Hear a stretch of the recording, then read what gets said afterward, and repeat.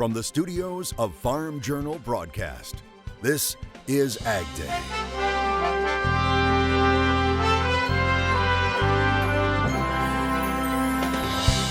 Coming up on AgDay, they kill millions of Americans. Now science is fighting back against the bite. Within the past 20 years, our mosquito species have changed. And team coverage as the trade war with China grows. If they want to fight, then we will fight. And U.S. ag experts wonder about the future. The longer this trade war goes on, the more damage that's going to be done. AgDay, presented by the all-new Chevy Silverado, the strongest, most advanced Silverado ever. Good morning, I'm Clinton Griffiths. Investors looking to gain back some ground today following yesterday's sell-off on Wall Street, fueled by concerns the trade war with China is escalating. The concern spilling over into the commodity market for a while. China letting its currency, the yuan, sink to an 11-year low against the dollar. The move possibly seen as a way for China to turn the yuan into a trade war weapon. And there are a lot of mixed signals regarding the trade war and U.S. agriculture. Bloomberg reporting the Chinese government is asking its state-owned enterprises to suspend purchases of U.S. ag products. But China's state planner said on Monday 2 million metric tons of U.S. soybeans destined for China will be loaded in August. Another 300,000 tons is planned for September. Now, it dismissed claims China has not been purchasing U.S. agricultural products. Experts, well, they're continuing to worry about the long-term effect of the trade war on U.S. ag. I think a lot of people are hoping there's going to be a resolution sometime soon. That's probably kept market prices higher than they would have been otherwise. If it becomes clear there's not going to be a resolution, that's going to weigh heavily on the markets, not just the near term, but longer term as well.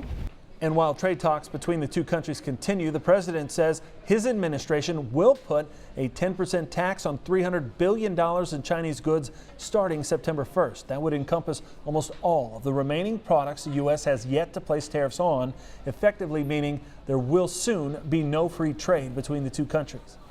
But when my people came home, they said, we're talking, we have another meeting in early September. I said, that's fine. But in the meantime, until such time as there's a deal, we'll be taxing them. I think President Xi, who's somebody I like a lot, I think he wants to make a deal, but frankly, he's not going fast enough. He said he was going to be buying from our farmers. He didn't do that. He said he was going to stop fentanyl from coming into our country. It's all coming out of China. China's new UN ambassador commenting on the possible escalation in the trade war, telling a small group of reporters U.S. sanctions and increasing tariffs hurt China and the world. And he says they are definitely not in the long-term interest of the United States. China's position is very clear that if U.S. wishes to talk, then we will talk. If they want to fight, then we will fight. You know, we will never sacrifice our fundamental interests.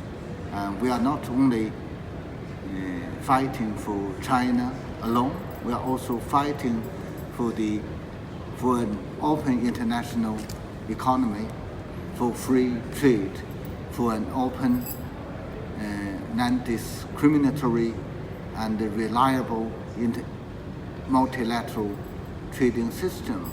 But a trade deal with China is much broader than just agriculture. Ronnie Russell of the American Soybean Association recently visited with the U.S. Trade Representative's office.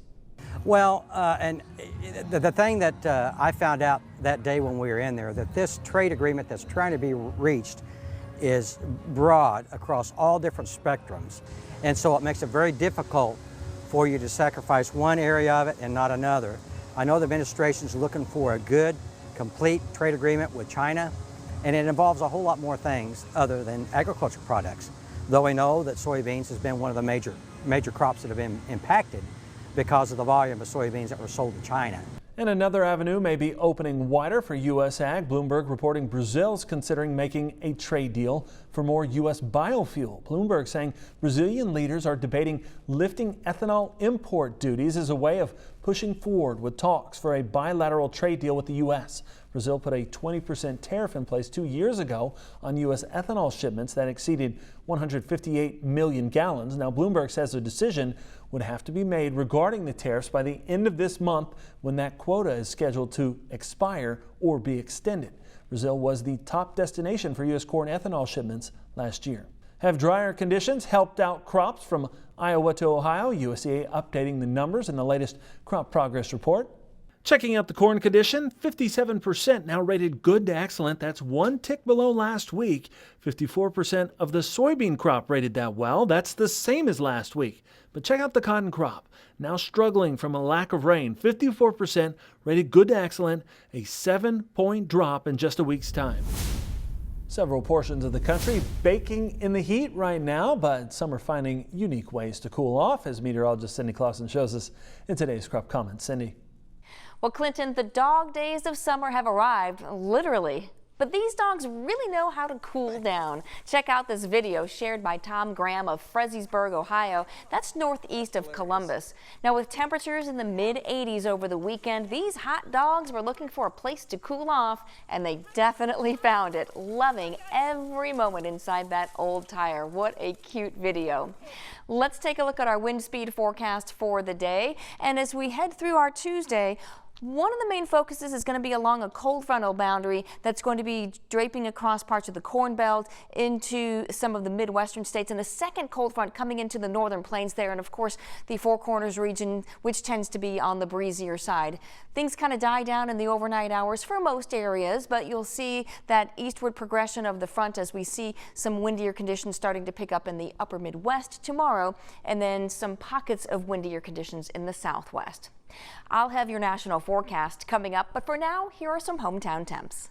Introducing Farm Journal TV, on demand 24/7. AgDay, Machinery Pete TV. U.S. Farm Report on your phone and tablet. Download the Farm Journal TV mobile app today. When we come back, we'll get a preview of the upcoming USDA report and the recent downward trend for corn prices, and later, living with mosquitoes isn't a favorite of anyone. What researchers in Tennessee are finding out about these tiny assassins today in the country. Closed captioning is brought to you by BASF. Grow smart with BASF. We create chemistry.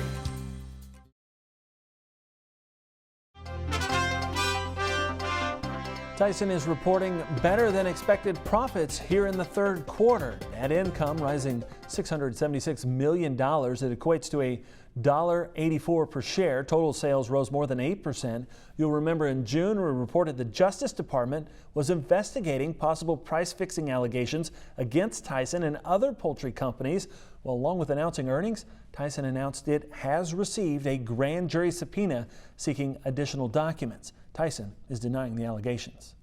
Markets started out in a sea of red Monday morning before some commodities turned back to the positive side.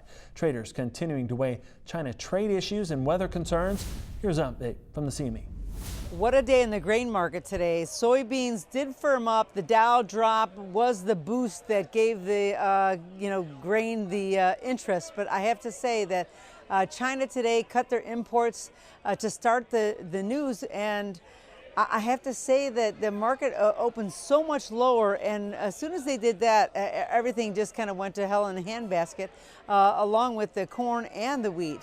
But when the report came out that wet weather is really worrying some of the traders, that there's going to be like absolutely too much stress on the crops, all of a sudden the market really gave a big turnaround. It's still going to be very difficult to sustain these numbers, but we're going to watch that closely. And we always knew that there was going to be big volatility coming here at the end of summer, and it did not disappoint.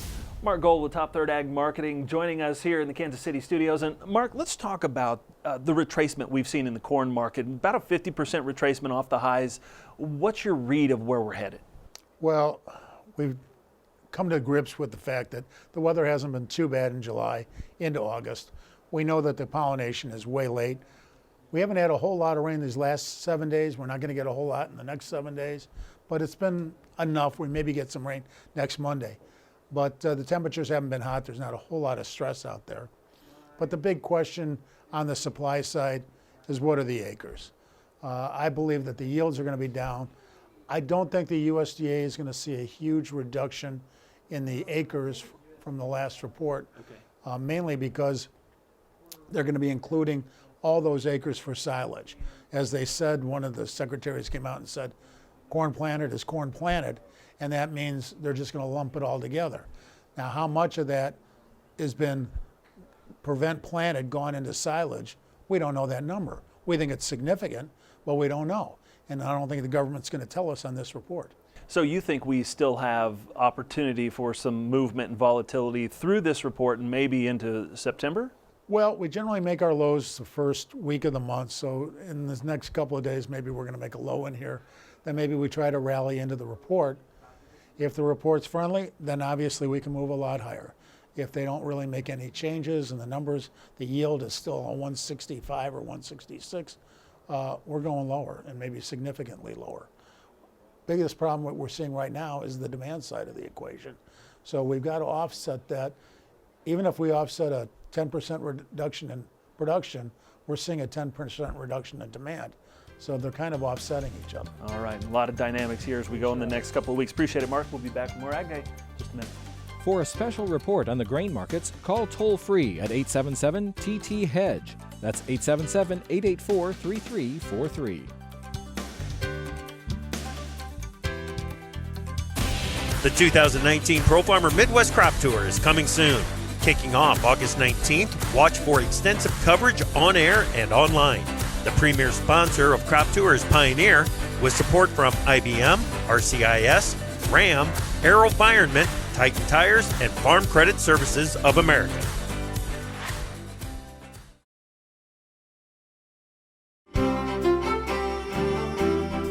Meteorologist Cindy Clausen with a look at our weather. And Cindy, everybody's kind of watching this front move across the Midwest. There are some, and we hate to say it, there are some places that need a shower. What are the chances? Yeah, it's hard to say that after such a wet spring. Yeah. But not everyone's going to get it. It's going to be kind of hit and miss, unfortunately. Let's take a look. And while a fair amount of areas are going to be seeing some rain as this front continues to push slowly to the eastward, there will be some areas that probably miss out on it as well. Moving this into motion, notice how some areas will see a pretty decent rain, while there's going to be spots that are probably left with sprinkling and irrigating. So we'll keep an eye on that as it moves to the east. A second front entering the upper Midwest, that will bring a second chance for some rain in some of these areas, but that may be on the spotty side as well. Heading into the overnight hours, the front all moves over into the northeast and into the eastern parts of the Corn Belt, and you see that second front, not a ton of moisture with that either. Through the day on Wednesday, we pick up the moisture again, especially in the southeast where we have just that heat and humidity of the day. And that low will start moving into the mid-Atlantic states. We've got the second front with, again, a chance for some showers and thunderstorms, but some areas are going to probably be wishing for a little bit more rain. This is what we're looking at, our precipitation estimate. The past 24 hours, kind of closer to where that actual low pressure was along the front. So especially over into Wisconsin, but as you put this further to the east, there are going to be pockets probably that still could use some rain, or maybe very light rain and need more rain in a lot of areas. But it looks like pretty much the eastern half of the country will be the focus for rain over the next 24 hours. Heat will be the focus, especially in the south, where we're seeing 90s, feeling more like it's into the triple digits in a lot of these areas. Temperatures in the 80s for a lot of the country. Now, as we head into the overnight hours, we'll see those temperatures starting to cool down just a little bit on the back side of that front. Mostly 60s and 70s across the northern tier, 55 up towards Sault Ste. Marie. Heading into tomorrow, still that heat in the southern plains, a lot of 90s there, and we see again a lot of more 70s behind the front, and we're going to see some 70s and 80s across basically the northern half of the country.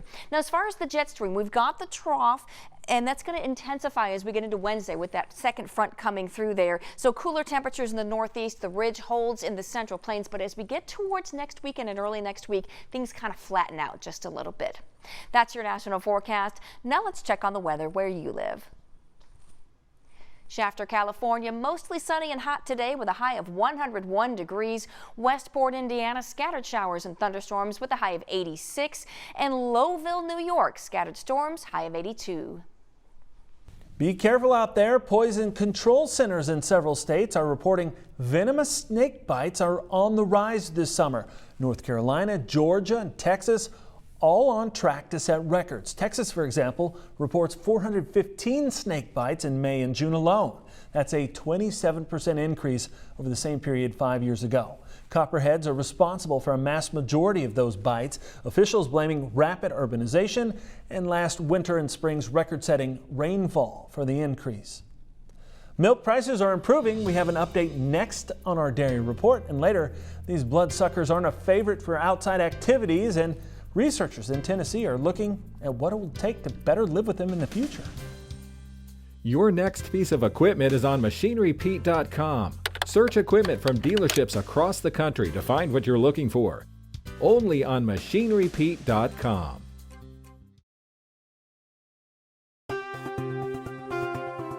There is some good news about milk prices lately. The USDA is reporting the July Class 3 milk price was at $17.55. That's up $1.28 from June. And more good news, it's up $3.45 from the same time last year. The Class 3 price now at its highest level since December of 2014. Class 4 prices almost broke the $17 ceiling, coming in at $16.90. That's up 7 cents from June and up $2.76 from a year ago. And some dairy farms in California are about to become about much more than milk and cheese. Manure from several farms will soon be turned into pipeline quality renewable natural gas. Southern California Gas Company and Calgren Dairy Fuels announcing they have completed a dairy renewable gas facility. You're looking at pictures provided by Southern California Gas at the announcement. The first phase involves collecting methane from 4 large dairy farms and converting it into renewable vehicle fuel. Ultimately, the fuel will be used to power ultra-low emission trucks and buses and will also be used to generate clean electricity and heat homes and businesses. Now, plans are to add another 8 dairy farms to the system this year. That would make it the largest dairy biogas project in the country. When we come back, look at the science behind this summertime nuisance, the research around mosquitoes and future impacts next in the country. Closed captioning is brought to you by BASF. Grow smart with BASF. We create chemistry.